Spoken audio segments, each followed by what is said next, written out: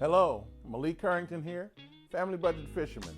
Thank you for tuning in to another episode of this channel. Of course, you read it in the description and in the thumbnail. We're going to be doing an unboxing-ish. I'll tell you in just a moment. Stay tuned.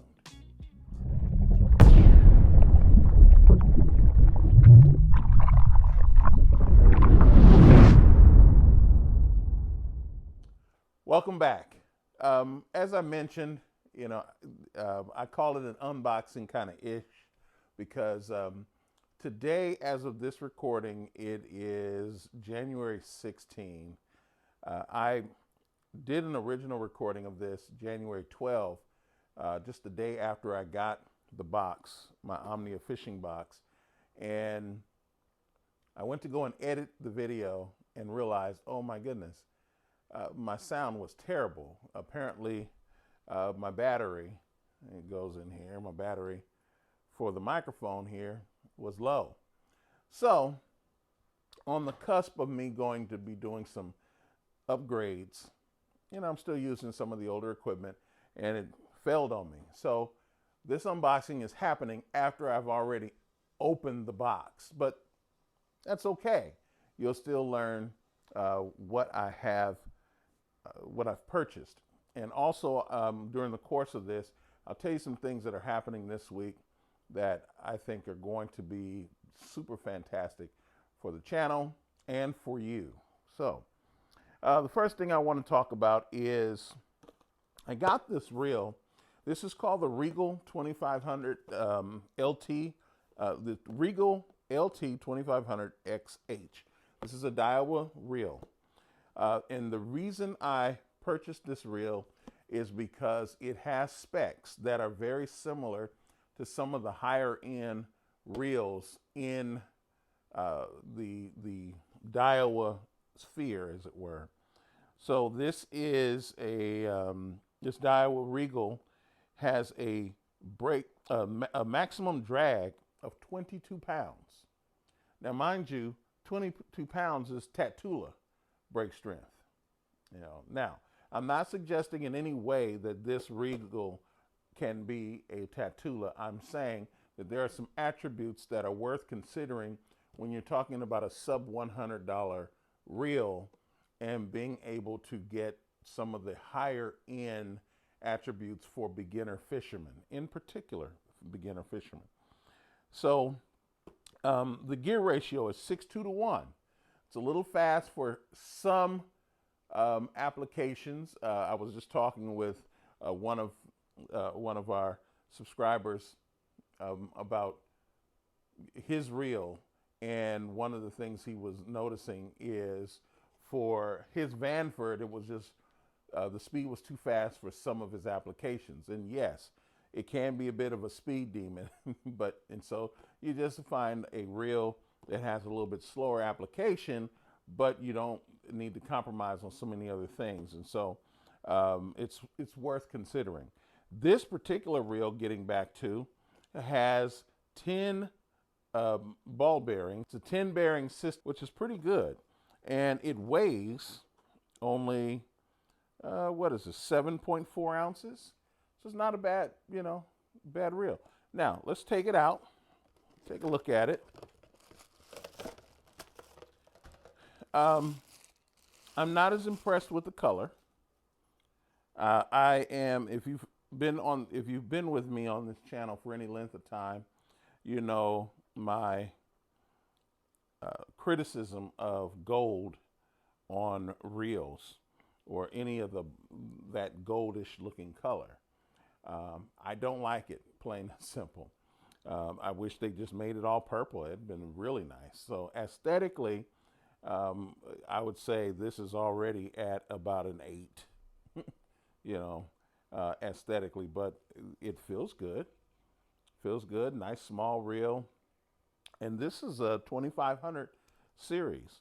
Now, why did I get this reel? I got this reel because, if you all remember, I have already done my TackleWarehouse unboxing that included this arc rod here, this arc spinning rod. Now, this is the 40-ton. Now, mind you, normally when you're talking a 40-ton reel and a 40-ton rod and a reel that is 6'2" to 1, 22 pounds, I mean, as small and light as this is, this combination should cost upwards of $300, maybe even more. But this rod combination literally cost me, and you know that because I bought it, that I got a nice little deal on it. I'd say, without even looking at all the paperwork, this combination didn't cost me $100. Okay. Now, if you were to purchase this outright retail, I think TackleWarehouse is getting rid of this rod in particular for $70. It was retailing for $100 ultimately, and then the reel itself was only $60. So even if you pay the ultra full price retail, no discounts, you're only at $160 from a spec consideration. This combination should run way over $300. So it's worth it, particularly if you are a beginner fisherman, or if you are maybe at the sophomore level, you know, you've got a little bit of experience under your belt. It would be worth it to consider this rod combination here. Even if you have more experience and you just don't want to put as much, you know, of your investment, of your money, of your resources into fishing rods, this is a good place to start right here. This might be the best place to start considering the specs of this reel, specs of this rod. So I'm going to be throwing this and giving it my 24 hours of criticism, analyses, and inspiration, and I will let you know how that combination turns out. Well, I also got, and I think I've shared with you in the TackleWarehouse series, that I had gotten some Bellows Gill coming in the Omnia fishing bag, and I got that. So the Bellows Gill, this is another color. Of course, I don't read Japanese, so and I forgot what color it was. I just know that it's a color, looking at it, that I like. And this Geecrack Bellows Gill is called Muddy Gill. And so this is the 3.8-inch model, or yeah, 8-inch model. So I'm getting into the bigger models for those kinds of baits. Of course, I got some Gary Yamamoto Zakos. I need these as trailers, so I got some more here. And this one is the sight flash, and this one is the electric Shad. So I got 2 packs of those. I don't know if you've ever seen them before. The reason I get them is primarily for jig trailers. That's the primary reason, is for jig trailers. And I shouldn't say jig trailers, for chatterbait trailers. And so I got these for that reason. They're some of the best chatterbait trailers you can get. And I am not real big on trailers for chatterbaits in particular.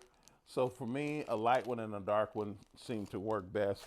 Once I get really into it, maybe I'll do something different. Speaking of chatterbaits, I went on and purchased some Picassos. So this is the Picasso. This is the Shock Pro, and this is the Gizzard Shad with the nickel blade. And there you see it right there.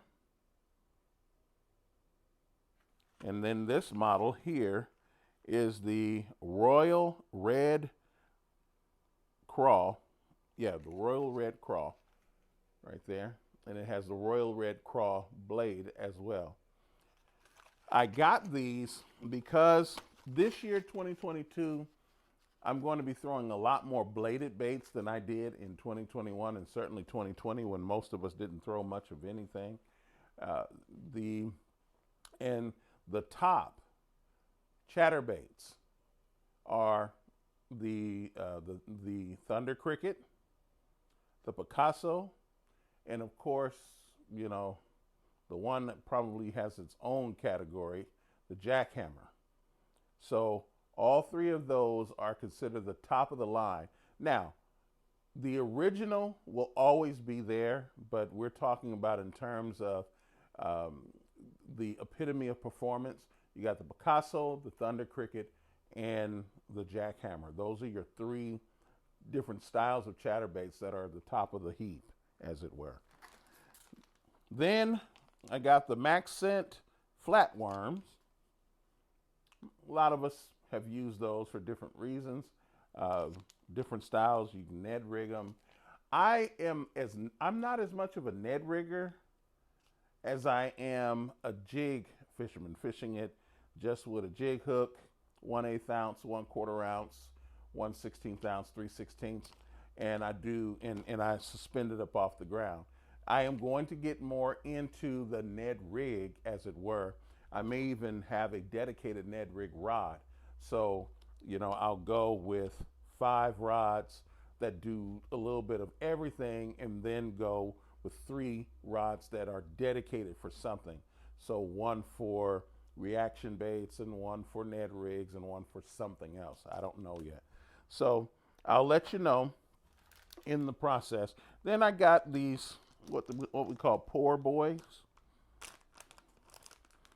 Kind of an interesting little design. I've never fished them before. Some of you may have heard the company before, but those appendages look like they can move a lot of water, huh? So I'm definitely going to be using that in the coming months. So, so that's it as far as the baits are concerned. For those of you who want to hear a little bit more, this week in the Northern California area, in Sacramento County, there is a fishing convention or fishing showcase called the International Sportsman's Expo. I will be attending that, and so that will be Thursday, Friday, Saturday, and Sunday. Lord willing, I'll be there on Thursday and on Saturday. So I may be doing a video out there and producing it out there so you can see it even before I return home. Certainly you're going to get a lot of pictures. And I want to share with you, please, please, please, log on or get access to Instagram, because I'm going to be posting a lot of pictures onto Instagram just the same. And I want for you all to take a look at our Instagram page. It's the same name as this channel, Family Budget Fisherman.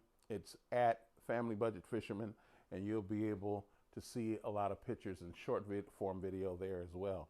Thank you once again, and under any circumstances, please, please, please, don't go broke, don't break your bank, don't break your future college vacation for your kids trying to buy fishing equipment of any kind, but by every means within good ethics and the law, get out there and break your personal best. I'll see you in the next video. Take care.